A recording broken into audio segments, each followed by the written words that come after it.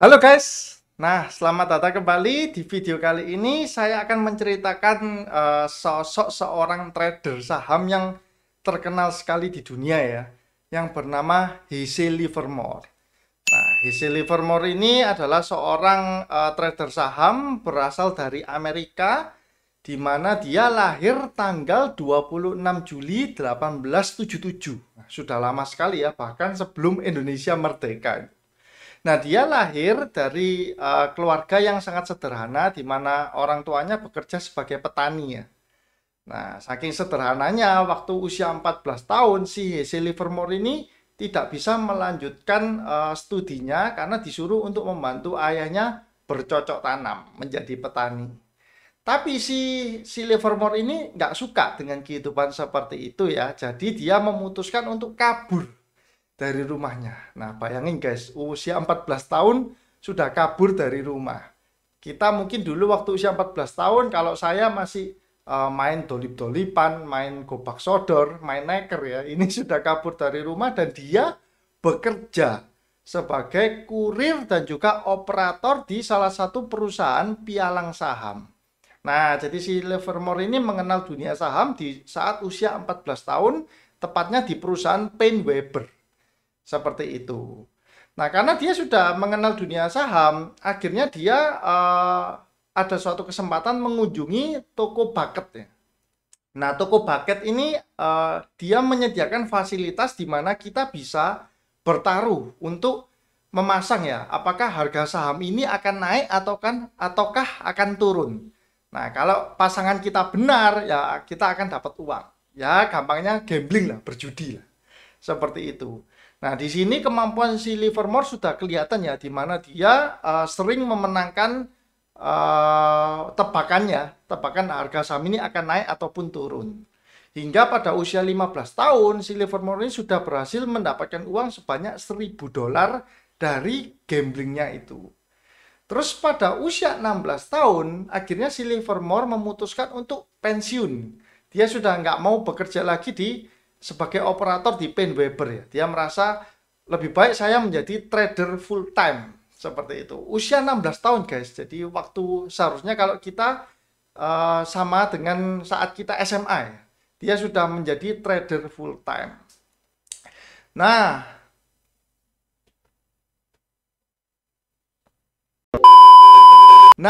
pada saat dia usia 24 tahun atau tahun 1901, si Livermore ini membelikan satu saham yaitu Northern Pacific Railroad. Nah, itu saham yang bergerak di bidang kereta api ya, transportasi kereta api. Di sana dia membelikan sebanyak $10.000 dan dia berhasil menjual saham-sahamnya totalnya dengan senilai $500.000 atau mengalami kenaikan 50 kali lipat. Wah, atas satu transaksi itu ya.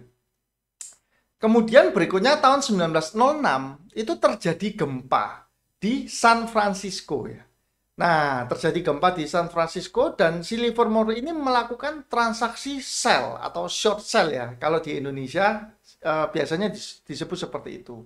Short sell atas saham Union Pacific Railway. Nah, itu sama bergerak di bidang kereta api karena dia melihat bahwa oh ini terjadi gempa yang begitu hebat. Nah, pasti nanti jalur-jalur kereta api itu kan akan rusak kan. Akan rusak, butuh perbaikan sehingga perusahaannya akan merugi. Jadi dia melakukan transaksi short sell.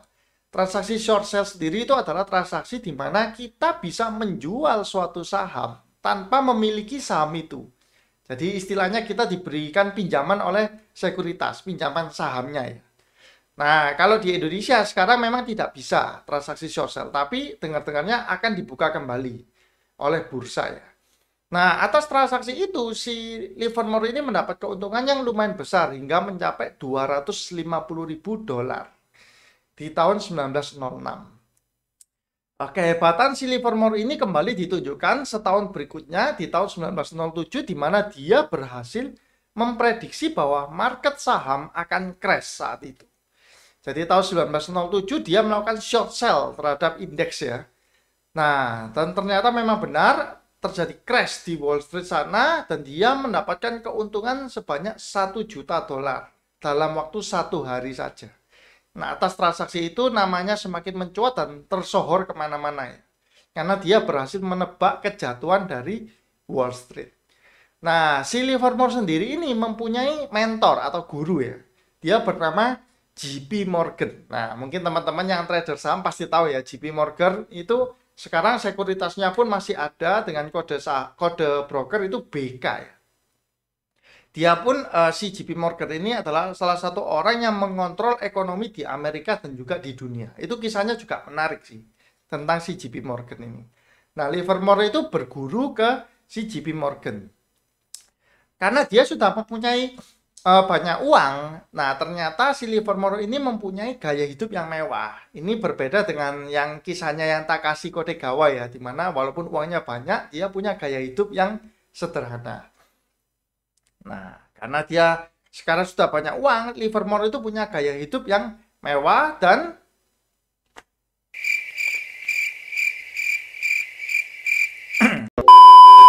pada tahun 1908 dia mendengarkan saran dari temannya yang bernama Teddy Price ya. Si Teddy ini bilang ke Livermore, beliin aja ini kapas. Nah, jadi Livermore ini selain trading saham, dia juga trading komoditas. Nah, sama temannya dibilangi bahwa udah beli aja ini kapas. Nanti akan naik lah segala macam harganya. Nah, ternyata si Livermore ikut ya, membeli kapas itu dalam jumlah yang sangat banyak. Dan ternyata diam-diam si Teddy Price ini menjual stok kapasnya itu sampai habis ke Livermore. Atas transaksi itu Livermore merugi banyak dan bahkan dikatakan sampai bangkrut di tahun 1908 ini. Nah, ternyata zaman dulu pun sudah ada istilahnya tukang pom-pom ya. Tukang pom-pom. Jadi tukang pom-pom itu nggak hanya sekarang tahun 2021 ini yang maraknya. Ternyata dulu pun sudah ada. Tapi kalau yang dulu nggak ada media sosial, jadi pom-pomnya itu harus langsung ngomong. Kalau sekarang tinggal bikin channel terus pom-pom saham. Seperti itu ya. Nah terus karena dia memang seorang yang hebat, si Livermore ini berhasil bangkit dari kebangkrutannya ya. Namun pada tahun 1915 si Livermore ini bangkrut kembali untuk yang kedua kalinya. Jadi dia bangkrut di tahun 1908, kemudian dia bangkrut lagi di tahun 1915. Nah, karena ia mempunyai hubungan yang baik dengan si JP Morgan, dengan juga pemerintahan di sana, orang-orang pemerintah, maka si Livermore bisa bangkit melalui trading komoditasnya. Dan pada puncaknya, pada tahun 1929, si Livermore ini berhasil memprediksi kejatuhan dari Wall Street. Dia prediksi bahwa market ini akan crash tahun 1929, dan itu memang benar terjadi ya. Sehingga ia berhasil meraup keuntungan hingga 100 juta dolar. Hal itulah yang membuat banyak orang menjulukinya bahwa ini adalah seorang spekulator terhebat sepanjang masa. Cuan 100 juta dolar tahun 1929, itu luar biasa sekali. Nah, itu adalah sedikit cerita tentang kesuksesan Livermore ya dalam berinvestasi di saham. Nah, berikutnya tentang kehidupan pribadi dari si Livermore ya. Nah, kehidupan pribadi si Livermore ini ternyata kurang berjalan mulus ya. Dia menikah sebanyak 3 kali. Di mana istri bernamanya itu bernama Nettie. Nah, si Livermore dan Nettie ini dikisahkan bahwa sempat mengalami suatu kejadian yang unik. Si Livermore ini trading, terus uangnya itu habis gitu loh. Modalnya kehabisan modal. Dia akhirnya meminta istrinya ini, si Nettie, untuk menjual perhiasan-perhiasan yang pernah diberikan oleh si Livermore untuk tambahan modal. Tapi si Nettie ini menolak. Dia nggak mau tuh untuk menjual perhiasan-perhiasannya. Nah, akhirnya hal ini menyebabkan hubungan rumah tangga itu menjadi retak. Ya, ternyata dari zaman dulu itu wanita sudah punya prinsip ya. Harta suami itu adalah harta istri, tapi harta istri ya harta istri. Itu sudah dari zaman dulu. Sampai sekarang wanita generasi abad milenial ini, abad 20 ini juga ya mungkin banyak yang seperti itu. Nah, kemudian si Livermore akhirnya bercerai dengan si Nettie dan dia menikah lagi yang kedua kalinya dengan Dorothy. Nah, atas pernikahan dengan Dorothy ini dia dikaruniai 2 orang anak ya. Namun di pernikahan yang kedua ini si Livermore ini justru selingkuh. Jadi si Livermore selingkuh dan si Dorothy ini juga suka teler ya, atau suka minum-minum, mabuk-mabukan. Pas klop rumah tangganya, yang satu yang suami suka selingkuh, yang istrinya suka mabuk-mabukan. Akhirnya rumah tangganya pun rusak dan dia harus bercerai untuk kedua kalinya. Terus yang terakhir dia akhirnya menikah lagi dengan seorang wanita bernama Harriet Metz Nobel. Saya panggil saja Harriet ya. Harriet Metz Nobel ini adalah seorang janda yang sudah menikah sebanyak 4 kali. Jadi si Livermore ini adalah suami yang kelima. Nah, kalau barisan para mantannya itu dikumpulkan sama Livermore, bisa bikin tuh klub bola basket ya. Udah pas 5 orang itu personilnya kan. Nah, ternyata dan juga ada kisahnya lagi. 4 orang mantan suaminya si Harriet ini, kebanyakan itu meninggal bunuh diri semua. Nah, ada cerita yang menarik ya di sana ya. Nah, terus si Livermore ini atas permintaan anaknya, itu anaknya bilang kepada si Livermore, buat aja sebuah buku yang menceritakan bagaimana trading. Dan akhirnya Livermore setuju dan menulis buku berjudul How to Trade in Stocks di tahun 1939. Namun sayangnya nggak sampai 1 tahun kemudian, tahun 1940, si Livermore ini akhirnya itu bunuh diri. Dia bunuh diri karena depresi, ya mungkin karena dia sukanya trading dan dia ada loss, ada profit, dan dia menghadapi tekanan itu dia nggak kuat ya. Akhirnya dia bunuh diri dan meninggalkan sebuah surat. Nah, ini ada tulisan tangan dari suratnya si Livermore ya. Saya baca ya karena saya nggak hafal itu. Dia menulis gini, My dear Nina. Nah, Nina ini mungkin panggilan sayangnya si Livermore kepada istrinya si Harriet ini ya. My dear Nina, can't help it.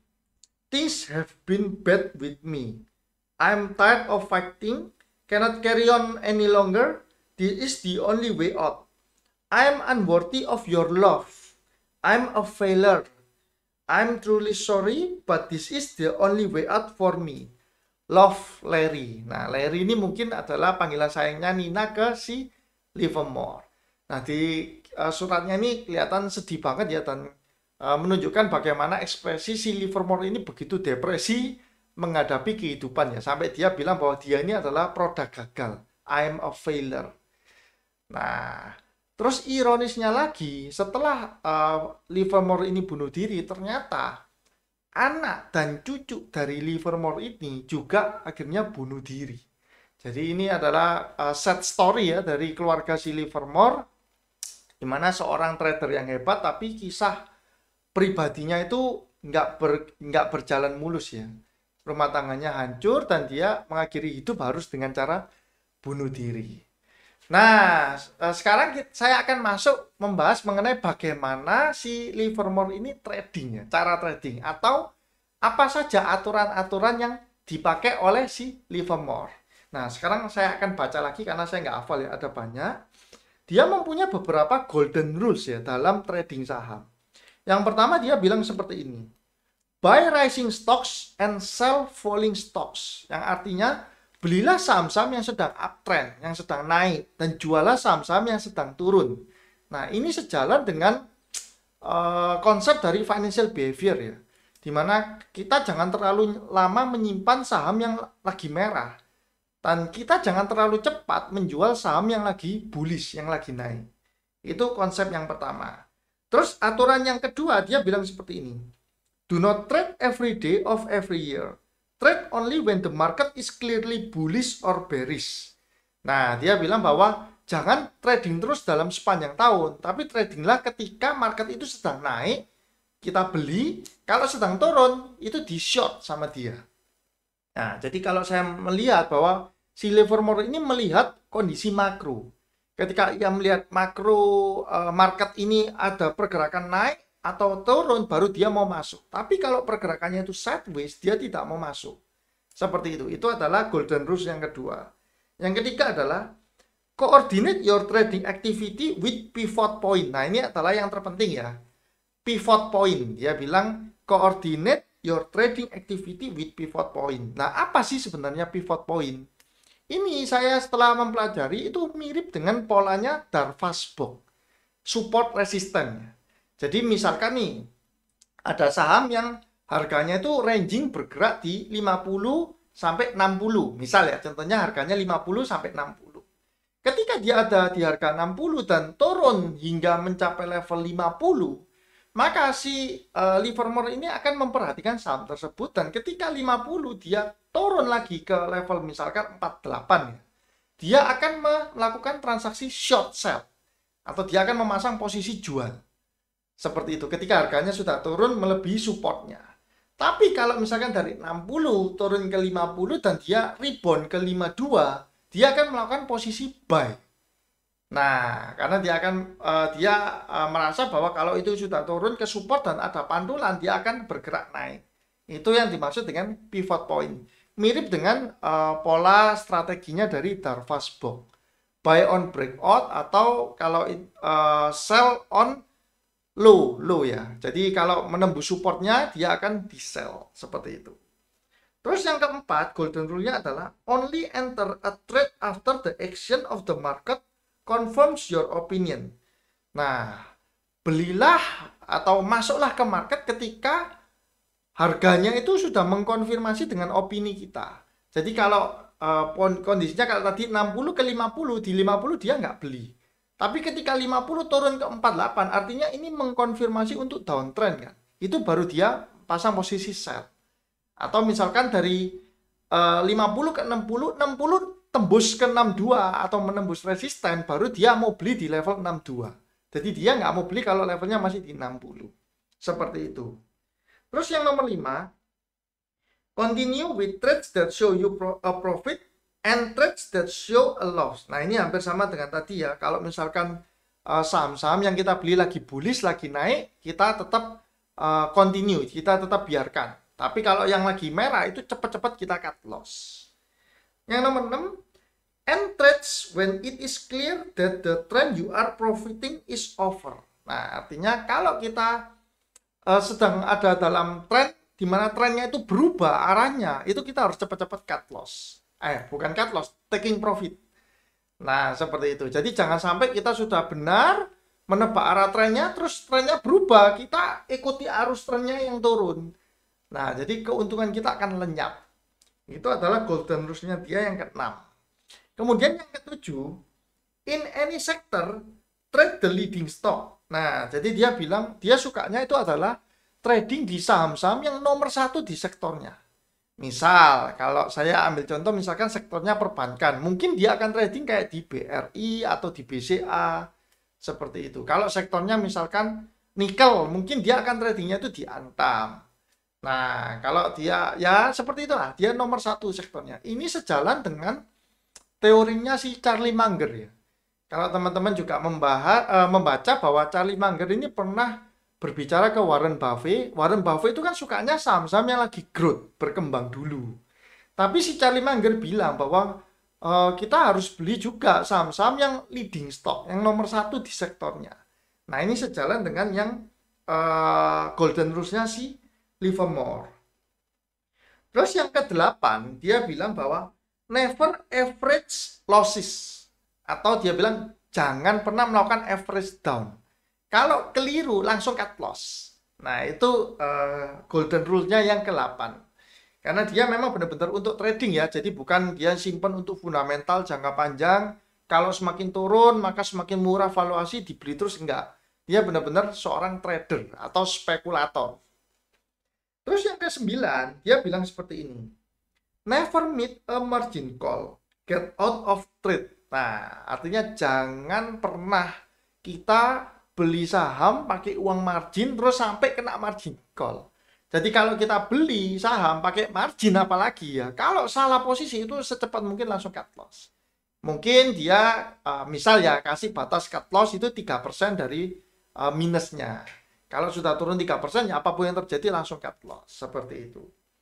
Terus yang terakhir nomor 10 dia bilang bahwa go long when stocks reach a new high, sell short when they reach a new low.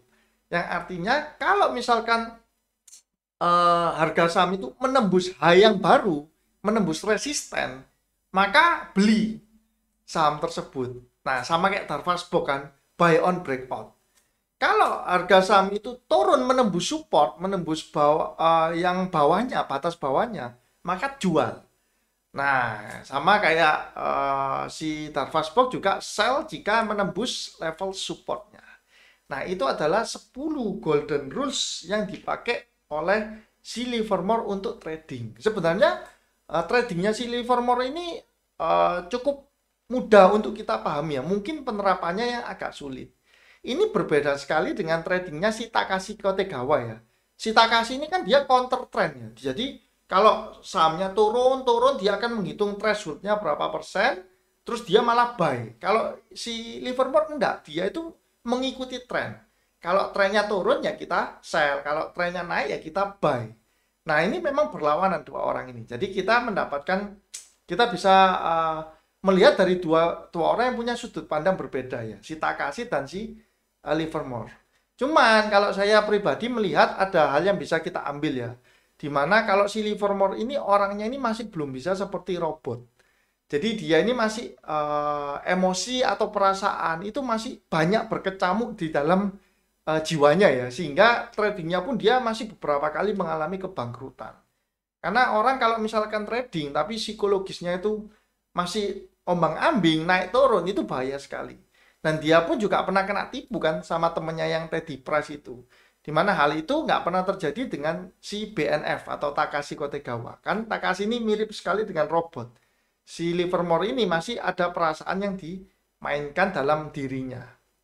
Dia pun juga masih selingkuh, masih suka gaya hidup mewah. Nah, ini mungkin hal-hal yang membuat dia itu menjadi apa ya? Kalau bahasa Inggrisnya itu vulnerable atau rapuh lah. Menjadi rapuh ya. Nah, cuman terlepas dari itu, dia adalah seorang yang diakui di dunia ya, seorang trader yang hebat, bisa memprediksi crash itu 2 kali berturut-turut. Seperti itu, sehingga dia bisa untung banyak. Nah, itu adalah kisah hidup dari Livermore ya, yang bisa kita pelajari hikmahnya, baik dari sisi trading atau investasinya, dan juga dari sisi kehidupan pribadinya. Jangan sampai kita karena trading terus mengganggu rumah tangga kita atau psikologis kita, sehingga apa ya, rumah tangga kita jadi ikut kacau lah karena kita trading atau loss dalam trading.